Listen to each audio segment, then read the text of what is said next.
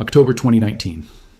The Smithsonian's National Museum of African American History and Culture receives a donation, a worn cardboard box containing a single wedding photograph from 1902. The image shows a black couple in formal wedding attire, standing before an elaborate painted backdrop in Richmond, Virginia. The photograph is exceptional. The bride wears an expensive white lace gown with leg of mutton sleeves, her hair adorned with silk orange blossoms.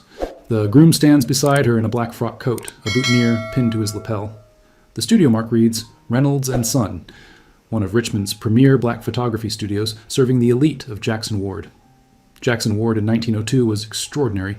Known as the Harlem of the South, it housed the wealthiest African American community per capita in the United States.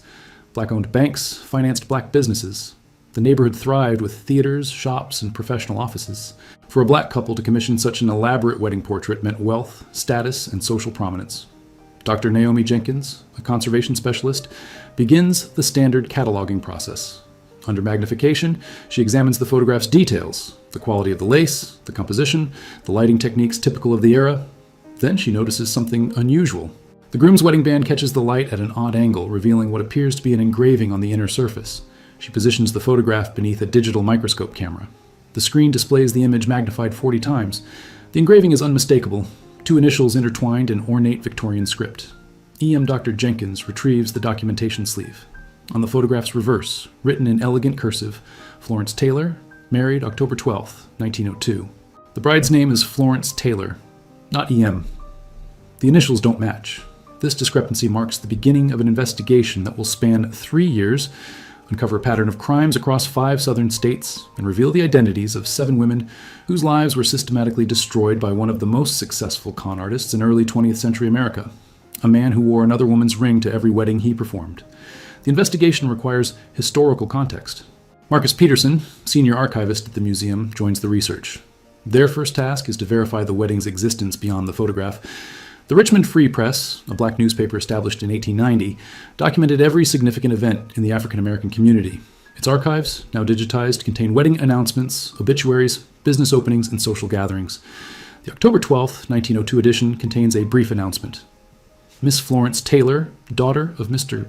Augustus Taylor, proprietor of Taylor's Haberdashery on 2nd Street, was united in marriage to Mr. Samuel Edison on Saturday, October 12th, at First African Baptist Church. The ceremony was attended by the finest families of Jackson Ward. The groom's name is Samuel Edison. His initials would be S.E., not E.M. A comprehensive search begins. The team examines Richmond city directories, business registries, church membership rolls, and property records from 1900 to 1903. In this era, African American communities maintained detailed documentation through churches, fraternal organizations, and mutual aid societies. Professional men belonged to multiple institutions. Samuel Edison appears nowhere. The search expands to Atlanta, Georgia, listed on the marriage certificate as Edison's previous residence. Atlanta in 1902 had one of the most vibrant black business communities in the South. The Atlanta Life Insurance Company, founded in 1905, would become one of the most successful black-owned businesses in America. Black newspapers like the Atlanta Independent documented the community's prominent figures. No Samuel Edison exists in any Atlanta records from this period.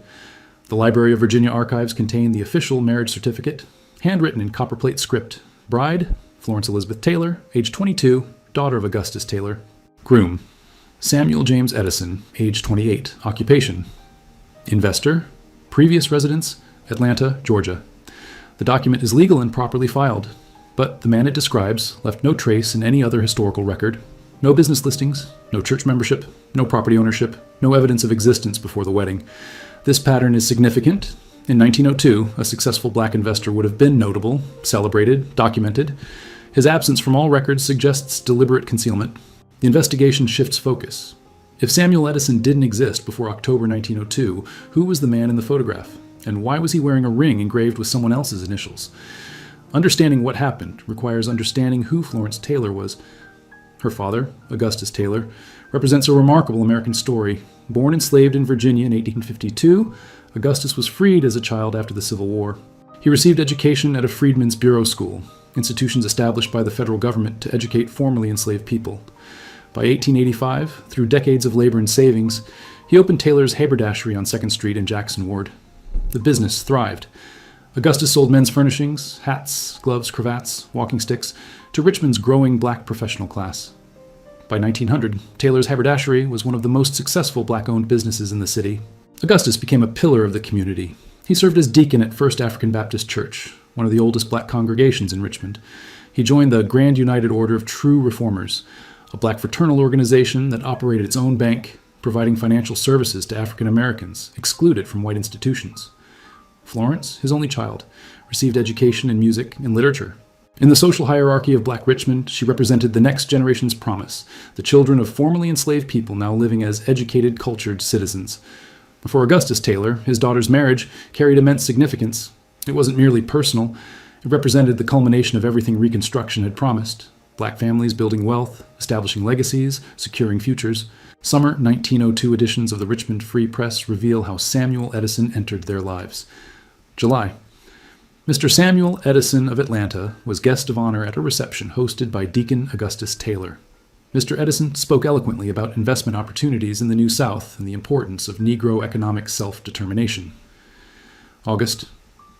Miss Florence Taylor was seen at Sunday services accompanied by Mr. Samuel Edison, who has recently relocated to Richmond to establish an investment firm serving the colored community. Edison presented himself perfectly, a sophisticated black businessman from progressive Atlanta, someone who would help Richmond's black elite grow their wealth. Augustus introduced Edison throughout Jackson Ward's tight-knit community, vouching for his character and credentials. The wedding, on October 12, 1902, was a celebration of black achievement and possibility. But within weeks, everything collapsed. A November 1902 notice in the Free Press reads, Mrs. Florence Edison requests that friends refrain from calling as she is indisposed and requires privacy. By January 1903, a legal notice appears. Auction of household goods belonging to Mrs. Florence Edison, January 15th, to satisfy debts. 3 months after her wedding, Florence was selling everything she owned. Samuel Edison had disappeared. A routine inquiry to the Library of Virginia produces an unexpected result. An archivist, responding to questions about Samuel Edison in other Virginia cities, discovers another marriage certificate. Norfolk, Virginia, June 3, 1901, 16 months before Florence's wedding. Groom, Samuel Edison, age 27, occupation, investor previous residence, Charleston, South Carolina. Bride, Elizabeth Harris, daughter of Reverend Marcus Harris of Queen Street Baptist Church. The same name, the same occupation, a different city, a different bride. This discovery transforms the investigation. Inquiries are sent to historical archives across the South, Charleston, Atlanta, Savannah, Memphis, every major city with a substantial African American population. The responses reveal a systematic pattern. Charleston, South Carolina, March 1900. Samuel Edison married Eliza Monroe, daughter of a successful carpenter. 6 months later, court records show Eliza lost her home to creditors, claiming Edison had borrowed against the property. Savannah, Georgia, October 1900, Samuel Edison married Marie Thompson. Her father, a shipping clerk, invested his life savings in an investment firm Edison claimed to be establishing. Both the money and Edison vanished by Christmas. Memphis, Tennessee, August 1901, a man calling himself Samuel Edwards married Ruth Jackson, widow of a postal worker. She lost her late husband's death benefit, nearly $2,000, within 3 weeks of the wedding. Norfolk, Virginia, June 1901. Samuel Edison married Elizabeth Harris. Her father, a respected minister, was left financially ruined. Richmond, Virginia, October 1902. Samuel Edison married Florence Taylor. 7 cities, 7 weddings, 7 devastated women across a 3-year period. The profile is remarkably consistent. Every victim was the daughter or widow of a successful black businessman, minister, or professional. Every community had strong churches and social networks. Every bride came from a family with property or significant savings. The initials on the ring, EM, match the first known victim, Eliza Monroe of Charleston, March 1900. The man who called himself Samuel Edison kept Eliza Monroe's wedding ring and wore it, hidden on his finger, to every subsequent wedding. While marrying Elizabeth Harris, Marie Thompson, Ruth Jackson, Florence Taylor, he wore Eliza's ring. This detail suggests more than simple theft. It indicates a psychological dimension to the crimes, a need to mark each new deception with evidence of the first. Property records from each city reveal the same pattern. Within weeks or months of each wedding, the bride signed over property or her family lost substantial money to creditors, claiming the husband had borrowed against assets. Then the husband vanished, leaving behind debts, legal claims, and destroyed lives. The scale of the operation becomes clear. This wasn't opportunistic crime. It was systematic, calculated predation targeting specific communities across the American South. Dr. Phyllis Grant, a historian at Virginia State University specializing in post-Reconstruction African American communities, joins the investigation. Her expertise provides crucial context for understanding how these crimes were possible. The period from 1900 to 1905 was critical for Black Americans in the South. Reconstruction had ended in 1877, and the Jim Crow system was solidifying. African Americans faced systematic exclusion from white economic institutions. Banks refused loans to black applicants. White businesses refused partnerships. Insurance companies denied policies. In response, black communities built parallel institutions. Mutual aid societies pooled resources to help members during illness or death. Fraternal organizations like the Masons and the Odd Fellows provided social networks and financial assistance. Black-owned banks, like the True Reformers Bank in Richmond, provided capital for businesses and mortgages. These institutions functioned on trust. Personal relationships mattered more than formal credit histories. Church membership served as character reference. A recommendation from a respected community leader carried enormous weight. This system's strength was also its vulnerability. A person who could gain the trust of one prominent community member, a minister, a successful businessman, could quickly access the entire network. William Hayes, the man behind the Samuel Edison identity, understood this perfectly. Thomas Wright, a black private investigator hired by victims' families, spent 2 years tracking the con artist. His investigation, published in the Baltimore Afro-American in April 1904, revealed the true identity and methods. Hayes was born in Philadelphia around 1874, the son of a washerwoman. He received basic education, possibly through charitable institutions. He worked as a clerk in various businesses, learning the language and presentation of finance and investment. Hayes's method was sophisticated. He would arrive in a city claiming to come from another successful black community, Charleston, Atlanta, Memphis. He carried forged letters of introduction from prominent black citizens of those cities. These letters were nearly impossible to verify in an era without telephones or quick mail communication between cities. He attended church services at the most prominent black congregations, making generous contributions to building funds and missionary societies. He gave eloquent speeches about black economic advancement and self-determination, using the rhetoric of racial uplift that resonated deeply in these communities. He courted the daughter of the most prominent man he could access. The wedding cemented his social position.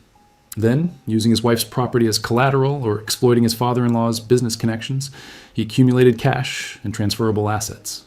Finally, he manufactured a crisis, a business emergency requiring him to travel. A sick relative in another city, and disappeared.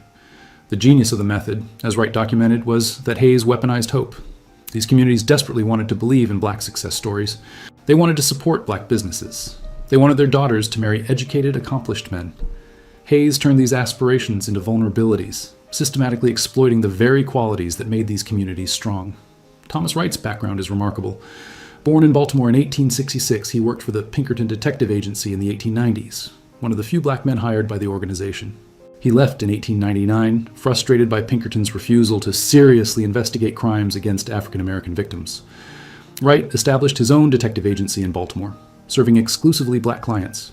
By 1902, families of 3 victims, Eliza Monroe's family in Charleston, Marie Thompson's family in Savannah, and Elizabeth Harris's family in Norfolk, pooled resources to hire Wright. His investigation lasted 2 years and covered 6 states. Wright's methods were meticulous. He interviewed neighbors, church members, business associates, and anyone who'd interacted with Samuel Edison in each city. He examined property records, business registrations, and court filings. He tracked the pattern of fraudulent loans and suspicious creditors who appeared briefly, collected on debts, then vanished. Wright's case files, preserved at the Maryland Historical Society, document his findings. The man's real name was likely William Hayes, though even this might be false. He was approximately 30 years old in 1902. He spoke well, dressed impeccably, and had enough education to discuss literature, religion, and current events convincingly. He knew Scripture well enough to impress ministers and their congregations. Hayes never used violence. He relied entirely on social manipulation and legal documents. In every case, the bride or her family voluntarily signed papers, loan agreements, property transfers, business contracts, believing they were helping establish Hayes's investment firm or supporting a family emergency. The fraudulent creditors who appeared to collect debts were likely Hayes himself using different names or Confederates working with him. J.P. Howard, who collected on the debt that took Florence Taylor's house in Richmond, appeared in city directories for only 1 year. Multiple creditors across different cities showed the same pattern. Wright tracked Hayes to Richmond in November 1903, arriving just weeks after he disappeared following Florence's wedding.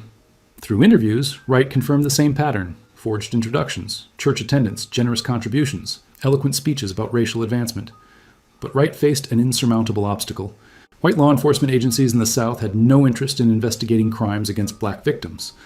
When Wright presented his evidence to police in Richmond, Norfolk, Charleston, and other cities, he was dismissed or ignored. Black communities, despite their internal organization, had no legal authority to pursue criminals across state lines. Wright gathered comprehensive evidence of serial fraud spanning multiple states and had no mechanism to prosecute. The Baltimore Afro-American article from April 1904 published Wright's findings and included a desperate plea. Black newspapers across the South should share information, warn their communities, create an informal network to prevent further victims. Some newspapers reprinted the warning. Others added their own investigations of suspicious investors operating in their cities. But coordination was limited by technology, geography, and resources. The last confirmed sighting of William Hayes was in New Orleans in December 1905. After that, the trail disappears completely. He may have died young, he may have left the South entirely, or he may have become sophisticated enough to avoid creating patterns investigators could track. Thomas Wright continued his detective work until his death from pneumonia in 1918. His obituary in the Afro-American noted that he devoted much of his career to tracking confidence men who preyed on black communities, but had grown increasingly frustrated by the systemic barriers preventing justice for African-American victims. William Hayes was never caught, never prosecuted, never punished for crimes that destroyed at least 7 women's lives and damaged entire communities' ability to trust each other. Florence Taylor's life after the wedding reveals the devastating long-term impact of Hayes' crimes. Property records show that Florence owned a house on Clay Street in Richmond, a wedding gift from her father, legally deeded to her name before marriage. This was common practice among wealthy black families, an attempt to protect daughters' property under Virginia law. But by February 1903, just 4 months after the wedding, Florence voluntarily transferred the deed to J.P. Howard, who claimed Samuel Edison had borrowed $6,000 using the house as collateral. This was an enormous sum, equivalent to approximately $200,000 today. Howard filed legal papers demanding payment. Florence, believing she was obligated to settle her husband's debts, signed over her property. By March 1903, the house was sold. Augustus Taylor's haberdashery began to decline. Fewer advertisements appeared in the Richmond Free Press. In 1905, the business moved to a smaller, cheaper location. Augustus himself became ill. His 1908 obituary states, "Mr. Taylor suffered greatly in his final years following the disappearance of his son-in-law and the financial ruin that befell his daughter." The haberdashery closed within 6 months of his death. Florence's name appears in church membership rolls at First African Baptist throughout the early 1900s, but she held no leadership positions in missionary societies or women's groups, positions she would have naturally held as the daughter of a prominent deacon. The social stigma was real. Despite being a victim, Florence was viewed by some in the community as foolish, as someone who'd brought scandal to a respected family. Victorian morality often blamed women for being deceived. City directories track Florence's declining circumstances. After her father's death, she moved frequently, different boarding houses, increasingly modest addresses. The 1910 and 1920 census records list her occupation as seamstress, supporting herself through needlework like thousands of other black women. She never remarried. She never recovered her social position. She never rebuilt what William Hayes had stolen. Florence Taylor died on March 15, 1932, at age 52. Her obituary in the Richmond Free Press is brief. Mrs. Florence Taylor, formerly of this city, passed away at the Virginia home for aged colored women. Funeral services at First African Baptist Church. No immediate family survives. The Virginia Home for Aged Colored Women was a charity institution for elderly black women without family or means. Florence, once celebrated as one of Jackson Ward's most promising young women, died alone, dependent on charity, 30 years after her life was destroyed. The other victims' stories follow similar trajectories. Eliza Monroe worked as a seamstress in Charleston until her death in 1935, never recovering financially or socially from the scandal. Marie Thompson watched her father's shipping business collapse after Hayes disappeared with investment capital. She worked as a domestic servant in white homes until her death in 1920. Elizabeth Harris's fate was perhaps the worst. Her father, Reverend Marcus Harris, suffered a public breakdown after the scandal. His congregation at Queen Street Baptist Church forced him to resign. The shame destroyed his health. Elizabeth lived in poverty, dying during the 1918 influenza epidemic at age 38. Only one victim actively fought back. Ruth Jackson in Memphis, after finding no help from white police, published a detailed warning in the Memphis Watchman in January 1902. Beware a man calling himself Samuel Edison or similar names, presenting as an investor from Atlanta or Charleston. He is well-dressed, educated, approximately 30 years of age. He targets daughters of successful colored families, wins trust through churches, disappears after securing property or cash. This man has left ruin in every city he visits. But Ruth's warning, published in January 1902, didn't reach Richmond before Florence's wedding in October 1902. The informal network of black newspapers couldn't disseminate information quickly enough across the geographic span of the South. 7 women, 7 destroyed lives, 7 families financially and socially ruined, and the man responsible simply disappeared into history, never facing consequences. In 2020, Dr. Grant posts information about the investigation on genealogy websites and academic forums, seeking descendants of the victims who might have family stories, documents, or photographs. The response is unexpected. Within weeks, several people contact the research team. Keisha Washington, a social worker in Charleston, discovers she's Eliza Monroe's great-great-niece. She grew up hearing vague family stories about a great-aunt who'd married badly and lost everything, but no one discussed details. The shame had been passed down through generations, even as the facts were forgotten.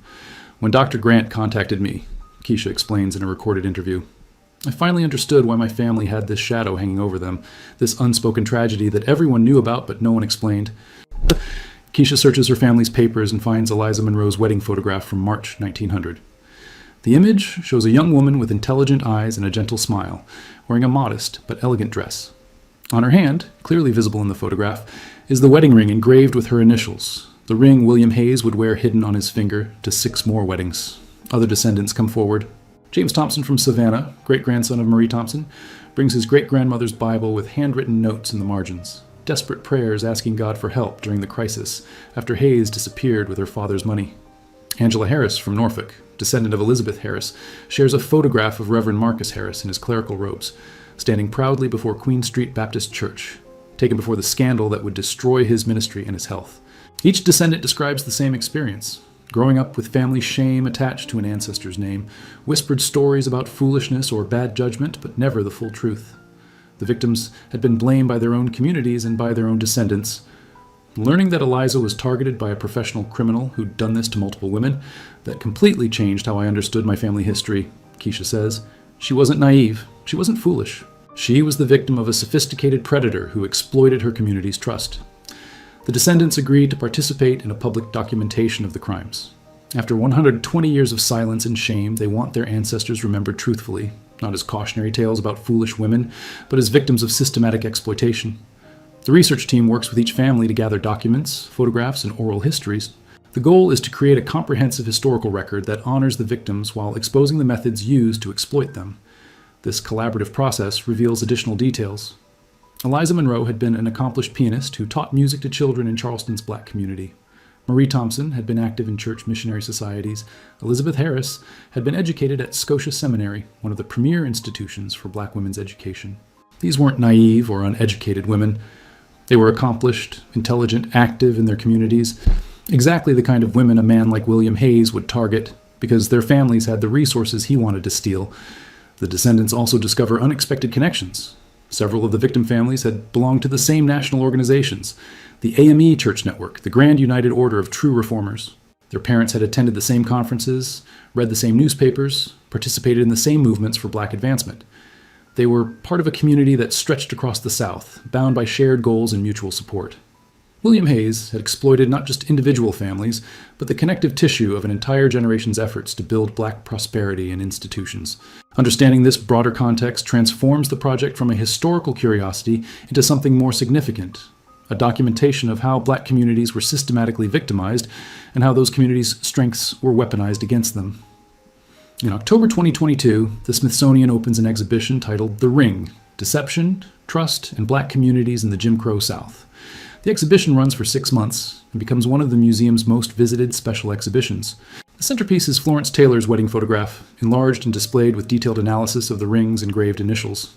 Beside it hang photographs of the other 6 known victims, each woman's story told with dignity and historical context. One section of the exhibition documents William Hayes' methods in detail, the forged letters, the church connections, the exploitation of mutual aid networks. Adjacent panels explain why these methods were effective.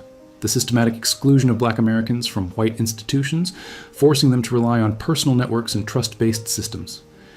Another section honors Thomas Wright's investigation, displaying pages from his case files and the Baltimore Afro-American article that attempted to warn communities. This section emphasizes the barriers Wright faced: white authorities' refusal to investigate, a lack of legal mechanisms for black communities to pursue interstate crimes, the limitations of early 20th century communication technology. But the most powerful section features video interviews with descendants. Keisha Washington stands before Eliza Monroe's portrait, explaining how learning the truth changed her family's understanding of their history. James Thompson describes finding his great-grandmother's Bible and reading her desperate prayers. Angela Harris talks about her family's loss when Reverend Harris was forced from his pulpit. The exhibition attracts significant media attention. The Washington Post runs a feature article. NPR produces a podcast episode. Academic journals publish papers analyzing the case as an example of how predatory crime exploited racial inequities in the early 20th century. Visitors to the exhibition leave comments in a guestbook. Many are descendants of other black families from the Jim Crow era, recognizing similar stories in their own family histories: unexplained financial disasters, sudden losses of property, family members who married badly and were never discussed. The exhibition sparks broader conversations about historical trauma, about how shame gets passed down through generations, even when the facts are forgotten, about the importance of documenting difficult histories alongside celebratory ones. Dr. Grant publishes a comprehensive book based on the research, Weaponized Hope: Confidence Schemes in Black Communities in the Post-Reconstruction South. The book examines William Hayes's crimes within the larger pattern of predatory practices targeting African Americans: fraudulent loan schemes, fake investment opportunities, land theft through legal manipulation. The Descendants establish a scholarship fund in honor of the 7 known victims. The fund supports young black women studying finance, law, and business, fields that provide tools to recognize and prevent exploitation. "We can't change what happened to our ancestors," Keisha Washington tells the Washington Post, "but we can make sure their stories serve a purpose. We can teach people to recognize these patterns. We can honor them by turning this tragedy into education." Marcus Peterson summarizes the investigation's significance. For more than a century, these women were forgotten or remembered only as cautionary tales. Now they're recognized as victims of systematic crime that exploited their community's vulnerabilities. That's not just correcting the historical record. That's restoring dignity. The exhibition closes in April 2023, but the online version remains permanently accessible on the Smithsonian's website. The Descendants continue meeting annually, building relationships that their ancestors' connections to each other, as fellow victims, first made possible. William Hayes was never caught, never prosecuted, never punished. But 120 years after his crimes, the women he victimized are finally remembered truthfully. The communities he exploited understand how he manipulated their trust, and his name is permanently attached to his crimes in the historical record. That, as Dr. Naomi Jenkins reflects, is a form of justice, late, incomplete, but real nonetheless. The investigation doesn't end with the exhibition. In 2023, additional information emerges that provides unexpected closure to one part of the story. A genealogist in Philadelphia named Robert Hayes contacts the research team. He's been tracing his family history and believes he may be related to William Hayes. His great-great-grandfather was named William Hayes, born in Philadelphia in the 1870s, who disappeared from family records around 1898. Robert shares a photograph from approximately 1896. The man in the image is young, perhaps 22, clean-shaven and serious-looking. But the facial structure, the eyes, the set of the shoulders, it matches the man in Florence Taylor's wedding photograph 6 years later. DNA testing isn't possible without remains, but historical documents support the connection. Birth records, census data, city directories, all align with the William Hayes that Thomas Wright identified in 1904. "Learning this about my ancestor was difficult," Robert tells the camera during a recorded interview. "But it's important to face these truths. I can't undo what he did, but I can acknowledge it and support the descendants of his victims." Robert contributes to the scholarship fund and helps provide additional context about William Hayes's early life in Philadelphia. The information fills gaps in the historical record, though it doesn't explain why Hayes chose this particular path of predatory crime. The final piece of the investigation focuses on Florence Taylor herself. Naomi and Marcus obtained permission to access the archives of First African Baptist Church in Richmond. In the church's records from 1930, 2 years before Florence's death, they find something unexpected. A note in the church secretary's handwriting: Florence Taylor donated her wedding photograph to the church archives, asking that it be preserved as a reminder that even beautiful things can hide painful truths. She hopes that future generations might learn from what happened to her. Florence herself had wanted the photograph preserved. She had understood its value as historical evidence, even though looking at it must have caused her pain. That changes everything, Naomi reflects. Now, Florence wasn't passive about what happened to her. She actively tried to turn her tragedy into a warning for others. The photograph being donated to the museum wasn't random. It was following Florence's own wishes. This discovery reframes the entire investigation. The photograph's journey from Florence's possession to the church archives to the Smithsonian wasn't accidental. Florence had set this process in motion, hoping that someday someone would look closely enough to see what she'd seen too late, the truth hidden beneath the beautiful surface. The research team returns to Richmond and locates Florence's grave in Evergreen Cemetery, a historically black cemetery where many of Jackson Ward's residents were buried. Her gravestone is simple, worn by weather, marked only with her name and dates. With permission from the church and the cemetery, they install a new historical marker near her grave. The marker tells Florence's story truthfully, not as a cautionary tale about foolishness, but as a record of systematic victimization and resilient dignity. The marker reads, Florence Elizabeth Taylor, 1880-1932. Daughter of Augustus Taylor, Florence was one of 7 known victims of confidence man William Hayes, who used the alias Samuel Edison to target prominent black families across the South from 1900 to 1905. Despite losing her home, social position, and financial security, Florence maintained her dignity and her faith. She donated her wedding photograph to First African Baptist Church, hoping future generations would learn from her experience. Her courage in preserving evidence of her own tragedy made this historical investigation possible.